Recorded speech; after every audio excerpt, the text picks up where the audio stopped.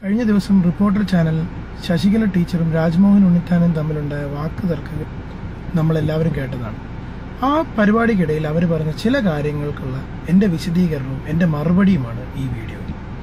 ഒന്നാമതായി ശശികല പറഞ്ഞൊരു കാര്യം, കേരളവർമ്മ കോളേജ് എന്നല്ല, കേരളത്തിലുള്ള എല്ലാ കോളേജുകൾക്കും ചില ലക്ഷ്യങ്ങളുണ്ട്.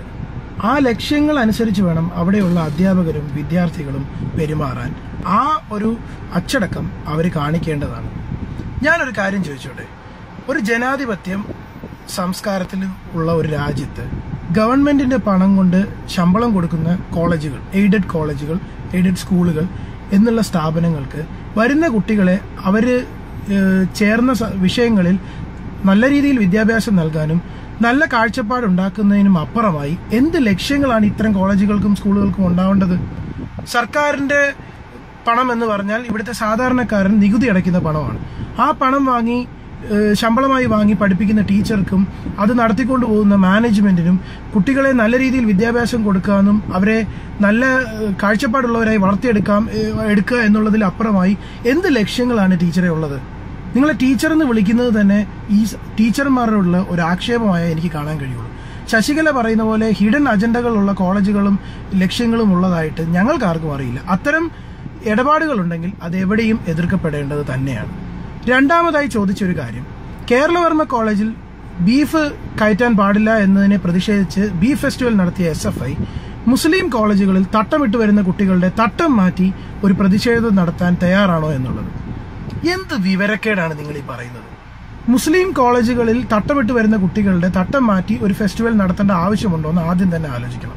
കേരളവർമ്മ കോളേജിലെ ഹിന്ദു കുട്ടികൾ അല്ലെ ഹിന്ദു വിദ്യാർത്ഥികൾ ബീഫ് കഴിക്കുന്നില്ല എന്നുള്ളതിനെതിരെ അല്ല SFI ഒരു ഫെസ്റ്റ് നടത്തിയത്. അവിടെ അന്യമതസ്ഥരായ കുട്ടികൾക്ക് ബീഫ് കൊണ്ടുവന്ന് കഴിക്കാനുള്ള അവകാശമില്ല, അതൊരു പൈതൃകത്തിന്റെ ഭാഗമാണെന്ന് പറഞ്ഞ് ഉള്ള ആ ഒരു അരാജകത്വത്തിനെതിരെയാണ് SFI ഒരു സമരമുറ എന്ന രീതിയിൽ ബീഫ് ഫെസ്റ്റിവൽ നടത്തിയത്.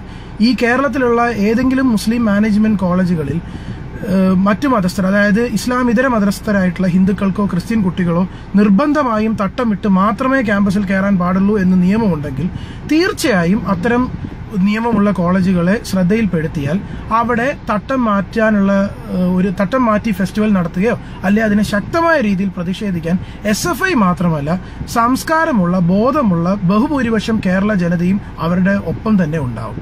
അല്ലാതെ ഒരു കാര്യം ചോദിക്കുമ്പോൾ മറ്റൊരു കാര്യം പറഞ്ഞ് കൺഫ്യൂസ് ചെയ്യരുത്. പിന്നെ രണ്ടാമതൊരു കാര്യം, ഇനി സൊമനസാലെ സ്വന്തം ഇഷ്ടപ്രകാരം തട്ടമിട്ട് വരുന്ന മുസ്ലിം പെൺകുട്ടികളുടെ തട്ടം മാറ്റി ഫെസ്റ്റിവൽ നടത്തണം എന്നാണ് SFIയോട് നിങ്ങൾ ആവശ്യപ്പെടുന്നതെങ്കിൽ കാവിക്കോണകം കെട്ടി രാഖി കെട്ടിയാൽ മാത്രം പെങ്ങളെ തിരിച്ചറിയുന്ന സംസ്കാരത്തിൽ വളർന്നു വരുന്ന കോമരങ്ങളല്ല കേരളത്തിലെ ബഹുഭൂരിപക്ഷം ജനങ്ങളും ഇവിടുത്തെ SFI, കമ്മ്യൂണിസ്റ്റ് പാർട്ടി അല്ലെ കോൺഗ്രസ് പാർട്ടി മുതലായിട്ടുള്ള പാർട്ടികളിൽ പ്രവർത്തിക്കുന്ന അണികളും. ആ വിവരം നിങ്ങൾക്ക് നന്നായി ഉണ്ടാവേണ്ടത് അത്യാവശ്യമാണ്. രണ്ടാമത് നിങ്ങൾ പറഞ്ഞൊരു കാര്യം, UPയിൽ ഗോവധ നിരോധനം നിലനിൽക്കുന്ന ഒരു സംസ്ഥാനമാണ്. അവിടെ ബീഫ് കഴിച്ചു എന്ന് പറയുന്നത് ഒരു വലിയ തെറ്റാണ്. അതാണ് നിങ്ങൾ ആ പാവത്തെ വീട്ടിൽ കയറി ഒരു പറ്റം മതതീവ്രവാദികൾ കണ്ടെത്തിയ എക്സ്പ്ലനേഷൻ. അതിന് നിങ്ങൾ മനോഹരമായ ഒരു ഉദാഹരണവും പറഞ്ഞു. എനിക്ക് മാനിറച്ചി കഴിക്കാൻ താല്പര്യമുണ്ട്, അതെന്റെ ഭക്ഷണ രീതിയുടെ ഭാഗമാണ് എന്ന് പറഞ്ഞ് കേരളത്തിൽ ഞാൻ കാട്ടിൽ പോയി മാനെ കൊണ്ടുവന്ന് ഭക്ഷിച്ചാൽ എന്നെ വെറുതെ വിടുവോ? ന്യായമായ ചോദ്യം. ഞാൻ ഒരു കാര്യം ചോദിക്കട്ടെ, നിങ്ങളിപ്പോൾ കാട്ടിൽ പോയി മാനെ മാനിറച്ചി കൊണ്ടുവന്നാൽ ഇവിടുത്തെ ക്രിസ്ത്യാനികളും മുസ്ലിങ്ങളും നിങ്ങളുടെ വീട്ടിൽ കയറി നിങ്ങളെ തല്ലിക്കൊല്ലുവോ? നിങ്ങൾ നിയമപരമായി ഒരു തെറ്റ് ചെയ്തു, മാനെ കൊന്ന് ഇറച്ചി എടുത്തിട്ടുണ്ടെങ്കിൽ പോലീസോ ഇല്ലെ ഫോറസ്റ്റ് ഡിപ്പാർട്ട്മെന്റോ നിങ്ങൾക്കെതിരെ കേസെടുക്കും, അതിന് ന്യായമായ ശിക്ഷയും നിങ്ങൾക്ക് ലഭിക്കും.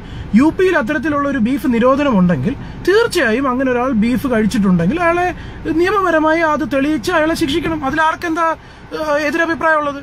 എന്ന് പറഞ്ഞ ഒരാൾ പശുവിനെ തിന്നു എന്ന് അമ്പലത്തിൽ കൂടെ അനൗൺസ് ചെയ്തിട്ട് 10-200 പേര് കയറി ഒരു വീട്ടിൽ ഒരു പ്രായമായ ഒരു മനുഷ്യനെ വലിച്ചരച്ച് അവിടുത്തെ ആളുകളുടെ മുമ്പിലിട്ട് അവരുടെ മക്കളുടെ ഭാര്യയുടെ മുമ്പിലിട്ട് തല്ലിക്കൊല്ലുന്നതിനാണോ ന്യായം? ഇത്തരം മണ്ടത്തരങ്ങളെ ന്യായീകരിക്കാൻ, ഇത്തരം കാടത്തരങ്ങൾക്ക് കൊട പിടിക്കാനും ഒരു ടീച്ചർ എന്ന് പറഞ്ഞ് നടക്കാൻ നിങ്ങൾക്ക് നാണമില്ലേ? നിങ്ങളുടെ ഒരു ശതമാനമെങ്കിലും നിങ്ങളൊരു അധ്യാപികയുടെ സംസ്കാരമുള്ള വ്യക്തിയാണെങ്കിൽ ഇത്തരം കാഴ്ചപ്പാടുകൾ കുട്ടികൾക്കെങ്കിലും പകർന്നു കൊടുക്കാതിരിക്കുക.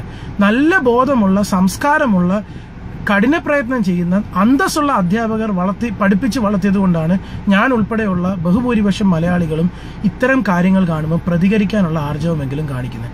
മറ്റൊരു കാര്യം നിങ്ങൾ ചോദിച്ചത്, ഇവിടെ മുസ്ലിം സംഘടനകൾ പോലും ഇതുവരെ അഡ്രസ്സ് ചെയ്യാൻ അറച്ചു നിന്നിരുന്ന ഒരു കാര്യമാണ് കേരളവർമ്മ കോളേജിലെ ബീഫ് നിരോധനം. അവിടെ CPM ഇപ്പോൾ ന്യൂനപക്ഷ പ്രീണനത്തിന് വേണ്ടി കാണിച്ചു കൂട്ടുന്ന ഒരു കോപ്രായമാണ് അതെന്ന് പറഞ്ഞു. തീർച്ചയായും ഇവിടെ മുസ്ലിം സംഘടനകളോ ഇല്ല ക്രിസ്ത്യൻ സംഘടനകളോ അത്തരം ഒരു കാഴ്ചപ്പാട് കേരളവർമ്മ കോളേജിലുണ്ട്. അതിനെ എതിർക്കാൻ മടിക്കും. കാര്യം അവരതിനെ എതിർത്ത് കഴിഞ്ഞാൽ അത് തീവ്രവാദമായി മറ്റു തലങ്ങളിലേക്ക് കൊണ്ടെത്തിക്കാൻ നിങ്ങൾക്ക് എളുപ്പമാണ്.